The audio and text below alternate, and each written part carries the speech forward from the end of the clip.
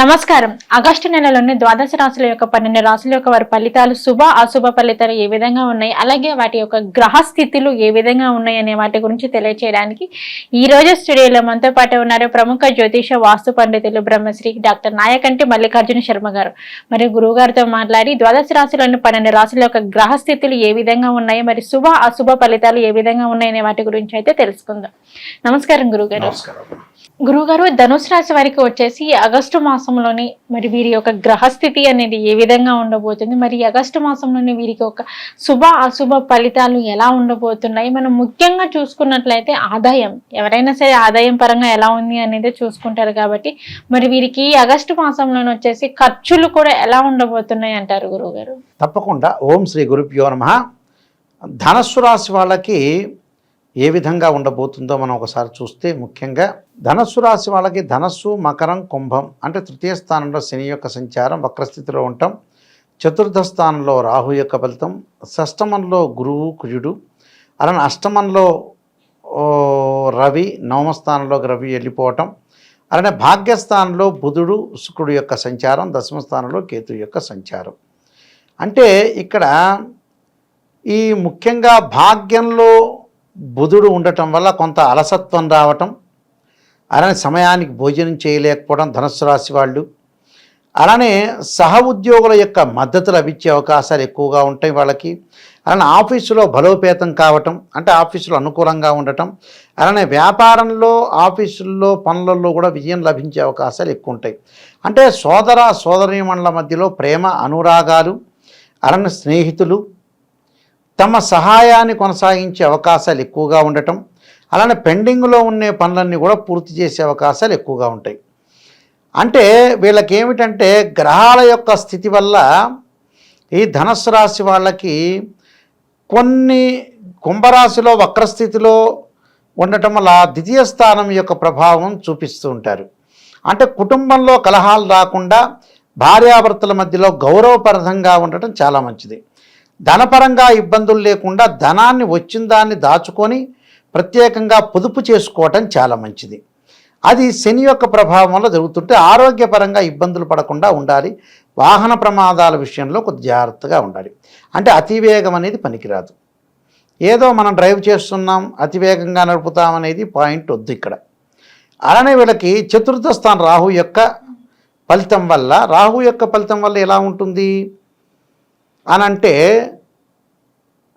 ముఖ్యంగా వాహనాలు కొనుగోలు చేద్దాం అనుకుంటారు, వాహనాలు కొనుగోలు చేయలేకపోవటం, తల్లి యొక్క అనారోగ్యము అంటే తల్లిదండ్రులకు కొంత డబ్బులు ఖర్చు పెట్టే స్థితి ఎక్కువగా రావటం జరిగే అవకాశాలు ఎక్కువగా ఉంటాయి. దానితో పాటు ఈ ధనుసు రాశి వాళ్ళకు కూడా భాగ్యస్థానంలో శుక్రుడు యొక్క ఫలితం వల్ల కూడా ప్రేమ కలాపాలు, అలానే వివాహ శుభ కార్యక్రమాల్లో పాల్గొనే అవకాశం, ప్రేమించిన యువతీ యువకులు ఎవరైతే ఉంటారో వాళ్ళు గతంలో పెద్దలను ఒప్పించలేక వాళ్ళు పెళ్లి చేసుకోలేక ఎంతో బాధపడుతున్న వ్యక్తులు కూడా పెద్దలను ఒప్పించి పెళ్లి చేసుకునే అవకాశాలు ఎక్కువగా ఉంటాయి. దాంతోపాటు దేశభక్తి, గురువులను పూజ చేయటం, కార్యసిద్ధి, ఆరోగ్యం అనేది కొంత చిన్న చిన్న ఇబ్బందులు కలిగినా కూడా చివరికి అనుకూలంగా ఉంటుంది. కులాచార అభిమానం, కులానికి సంబంధించిన వృత్తులు కొన్ని ఉంటాయి.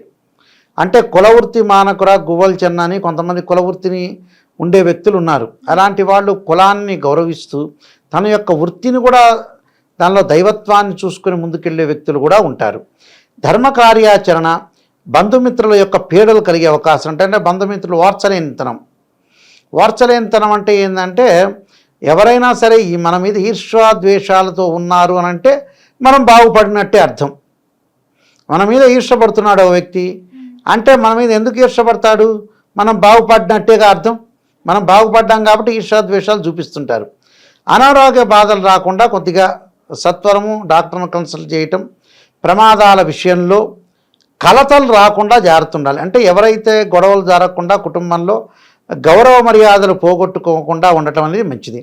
ధనధాన్య వృద్ధి, ఇష్టకార్య సిద్ధి, అలంకారము, గౌరవ సభలు, అలానే గర్భ సంబంధమైన వ్యాధులు ఉంటాయి.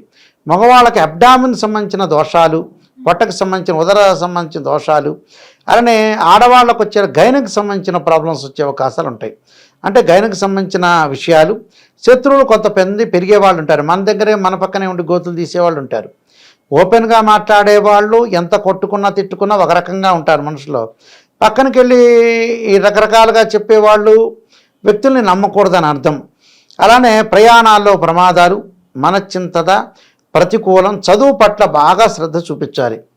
అంటే ఏరే వ్యాపకాలను చూసుకోకుండా విద్యార్థులు కూడా చదువే జీవితం, చదువే లైఫ్, మనం చదువుకోవడానికి మాత్రమే వచ్చాం అని ఆలోచన చేసి తల్లిదండ్రులని గౌరవిస్తూ చదువుకోవటం అనేది చాలా మంచిది.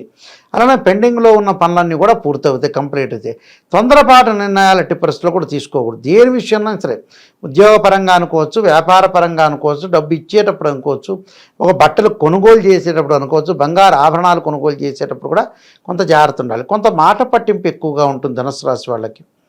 గొడవలకి తగాదలకి కాలు దువ్వే అవకాశాలు, కోపము ఆవేశం బాగా పెరగటం, అలా అభాండాలు, అపార్థాలు, మనస్పర్ధలు ఇవి రాకుండా కాపాడుకోవాలి. ప్రశాంతమైన వాతావరణానికి ముందుకు వెళ్ళాలి.